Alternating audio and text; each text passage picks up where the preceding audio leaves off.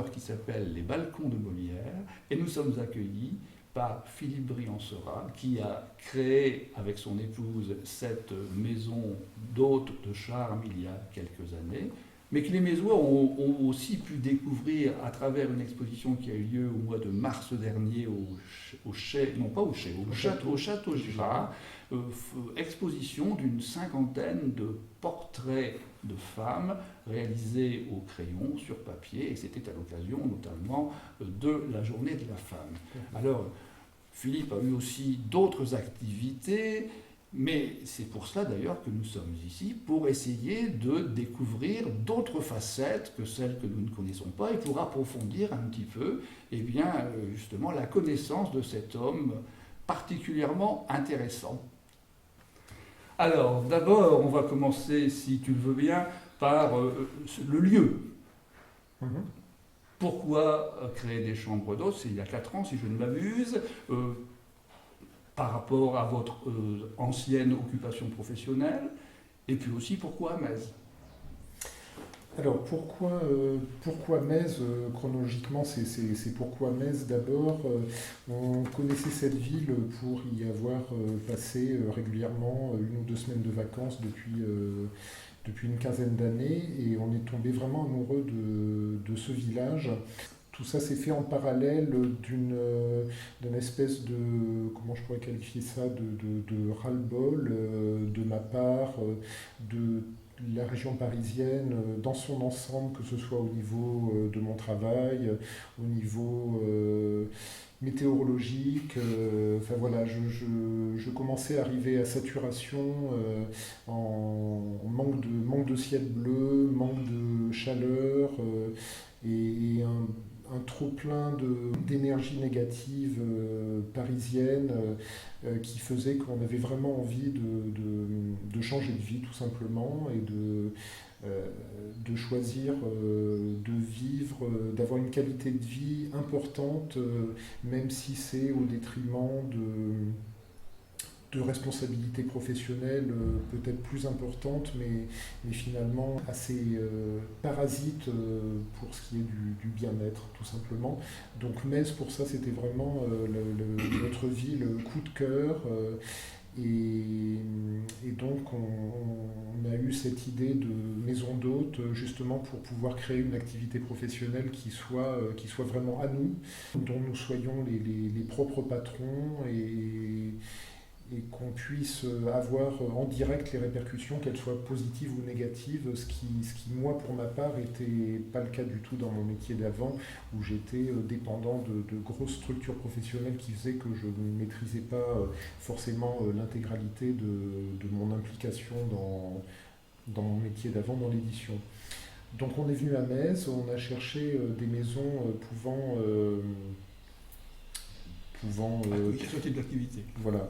Et donc on a visité quelques-unes, quelques maisons d'hôtes vraiment, enfin qui avaient déjà cette activité auparavant, et qui nous satisfaisaient pas du tout parce qu'elles étaient trop impersonnelles, parce qu'elles étaient trop proches de l'hôtellerie, qui n'est pas du tout ce qu'on recherchait. Nous, on voulait vraiment la philosophie première des maisons d'hôtes, qui est de recevoir des gens chez soi, dans le lieu où on habite nous-mêmes.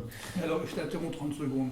Ça ne demande pas une certaine expérience ou une préparation, parce que c'est finalement un métier totalement nouveau, qui demande un certain nombre de compétences et dont on ne maîtrise pas forcément a priori avant d'avoir exercé, les risques, les difficultés, et peut-être était-ce courir au-devant de grandes déconvenues? Alors c'était de toute façon un grand risque, mais ça on était d'accord pour le prendre. Le risque globalement il était dans le pack. On a 3 enfants, on a chacun une activité professionnelle, on abandonne notre lieu géographique, nos activités professionnelles avec nos enfants pour changer radicalement de vie. Donc de toute façon le risque existait. Oui, il faut certaines qualités vraisemblablement pour faire tourner une maison d'hôtes. Des qualités que ma femme a en termes de décoration, en termes de cuisine, en termes de marketing aussi beaucoup, en termes de dons pour l'accueil des gens. Ça, c'est quelque chose qu'elle a et des qualités pour lesquelles je me suis reposé beaucoup sur elle. Après, je crois que dans cette activité-là, il faut simplement avoir l'envie de faire partager à des gens qui viennent en touriste le lieu dans lequel on habite et avoir envie de partager avec eux tout ce qu'on peut trouver d'agréable à faire dans la ville, dans le département, dans la région.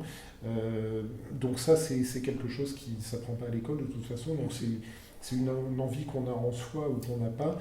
Il se trouve qu'on l'avait, donc on a vraiment eu à cœur de mettre ça au service de cette activité professionnelle et touristique. Et vous avez, si je ne m'abuse, ciblé un peu votre clientèle de par le choix, non pas tellement de la décoration, mais du type de chambre que vous proposiez. La configuration géographique de la maison, d'ailleurs la première fois qu'on est rentré dans cette maison, on l'a vu tout de suite immédiatement, ça s'est mis en place, la configuration, et c'est pas exagéré de dire qu'en 30 secondes, on a eu comment je dirais, le cœur de la façon dont on allait orienter la maison d'hôte, le type de public qu'on allait cibler, tout ça s'est fait quasiment instantanément. On a voulu faire une maison d'hôte qu'on appelle de charme. C'est une expression qui peut paraître un petit peu pompeuse, mais ça veut dire un espèce de cocon dans lequel on puisse à l'extérieur bénéficier des attraits de la ville, et une fois qu'on est dans sa chambre ou dans sa suite, avoir vraiment un sentiment de bien-être très très accentué. On attachait beaucoup d'importance à ça, donc de charme pour cette raison, parce que également on estime qu'on a fait une décoration qui est relativement soignée, qui n'est pas passe-partout, qui est étudiée dans le choix des thèmes suivant les chambres, dans les coloris, dans le mobilier.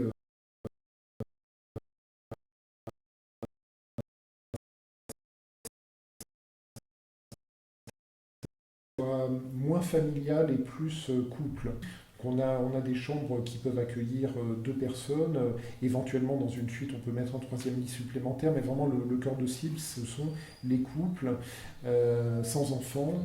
Alors pourquoi couple sans enfants? Parce qu'il y a déjà dans Metz d'autres maisons d'hôtes qui ont une clientèle plus familiale, et que voilà, il faut diversifier les offres. Je crois que c'est un secteur dans lequel il y a du travail pour tout le monde, donc il faut que chacun puisse avoir son créneau un peu particulier. Et de toute façon, cette histoire de couple est aussi importante d'un point de vue commercial, parce qu'on avait envie de cibler une occupation qui soit la plus large possible tout au long de l'année, et pas uniquement concentrée sur les vacances. Ça permet de privilégier ce qu'on appelle pudiquement les seniors, donc les gens qui s'ils ont eu des enfants qui ne voyagent plus avec eux, et qui n'ont plus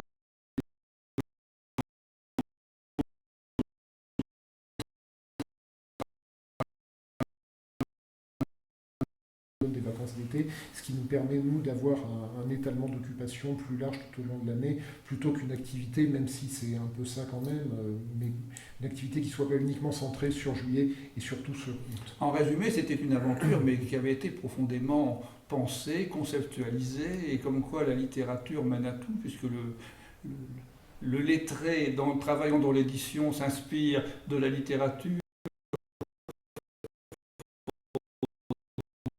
Finalement, une clientèle avec laquelle éventuellement il puisse échanger sur l'évocation de ces chambres et ce côté artistique et littéraire dans lesquels elle baigne. Bien. Oui, non, tout a été savamment étudié. Je dis ça, pas forcément. Après, il y a je crois qu'il y a des choses qui se mettent en place naturellement et qui font partie de nous-mêmes, de notre personnalité, et qu'on n'a pas forcément prévu, mais parce que ça vient de nous-mêmes, forcément ça se met en place de cette manière-là. Donc on a pensé à beaucoup de choses, mais pas forcément précisément à ça, ça s'est mis en place de manière naturelle, mais c'est vrai que ça sélectionne aussi une clientèle avec laquelle on a envie de partager plus que le simple fait de leur offrir un hébergement. Et là, ça rejoint vraiment ce qu'on avait envie de faire sur la philosophie première de la maison d'hôte, qui est de recevoir des gens chez soi. Oui, parce que finalement, c'est accepter des gens dans une intimité. Et lorsqu'on on est un couple avec des enfants, c'est aussi avoir une certaine philosophie de la vie que d'être ouvert aux autres. Tout à fait, oui, oui. C'est cette envie-là qu'on avait vraiment d'être ouvert aux autres et d'apprendre d'eux et de leur faire partager un maximum ce qu'on aime de cette région. Quand il y a des clients potentiels qui envoient un mail pour savoir s'il y a des disponibilités sur telle ou telle période et il se trouve que la chambre qu'ils veulent au moment où ils la veulent est occupée, il m'arrive fréquemment de leur dire de leur conseiller une autre maison d'hôte dans Metz dans ce cas-là, dans un deuxième temps évidemment, je ne fais pas forcément la pub des autres maisons de Metz avant, mais si pour moi c'est impossible, et de leur dire que ce qui compte pour moi surtout, c'est qu'ils puissent venir et c'est pas forcément, enfin mon objectif n'est pas de capter 100% de l'intérêt touristique de cette ville, mais vraiment que par mon biais qui est un moyen comme les autres, comme peuvent l'être les autres solutions d'hébergement ou les restaurants, etc. Mais que les gens viennent ici, parce que vraiment je trouve que cette région est formidable et j'ai envie que les gens la découvrent et que les gens le sachent autrement que par le simple fait de passer dans Metz par la nationale pour se rendre d'un endroit à un autre. Mais tous les étrangers, entre guillemets, qui sont installés à Metz ont cet amour profond de cette ville et de cette région, et bien sûr, tu n'es pas une exception à cette grande règle. Il y a une formule un peu tarabiscotée, mais vraiment, on y croit profondément, ma femme et moi, c'est le fait de dire que on n'est pas mésois de naissance, parce qu'évidemment, voilà, ça ne s'est pas fait comme ça, mais on est mésois de choix, et je trouve ça très important, enfin, fort en termes d'implication, de dire non pas j'habite Metz par hasard parce que j'y suis né, parce que ma famille habite, mais parce que j'ai fait moi-même la démarche de vouloir venir ici après.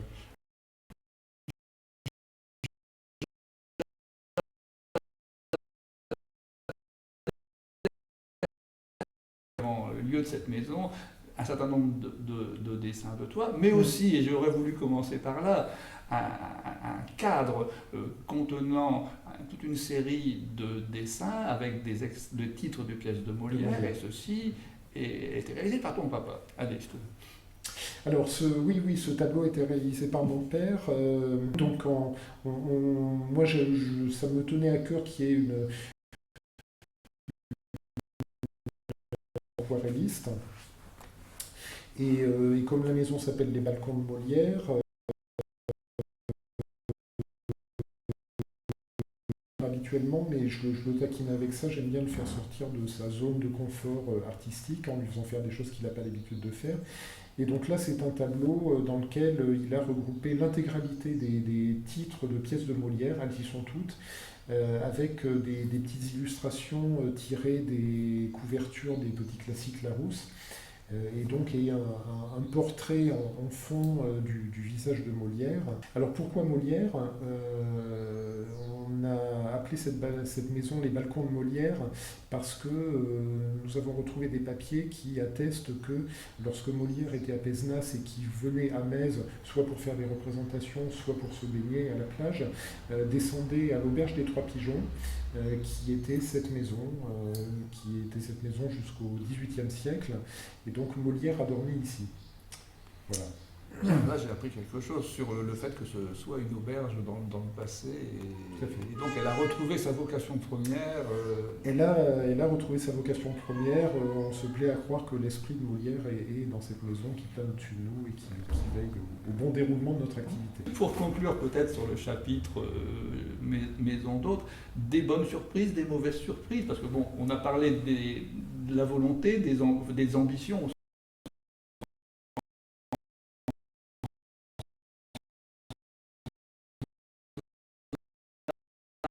De manière diplomatique, on a chaque année l'autre problématique. On en a un par an, c'est la règle. Donc, alors, de temps en temps, il vient en début de saison, de temps en temps, très tardivement. Il y en a toujours un sur 100, sur 200, donc c'est vraiment une infime partie. Oui. Donc, il y a vraiment, on a vraiment beaucoup de bonnes surprises et extrêmement peu de mauvaises. Les mauvaises surprises, ça peut être essentiellement les gens qui cherchaient une prestation hôtelière et par cause de saturation, les hôtels se sont repliés ici. Et donc voilà, donc ceux-là n'ont pas forcément l'envie d'apprécier le fait que ce soit une maison d'hôte, mais c'est beaucoup de belles rencontres et autour de la table d'hôte, puisqu'on fait aussi table d'hôte, ça c'est vraiment un lieu, un endroit d'échange important. Des points négatifs très peu et positifs, vraiment le fait de pouvoir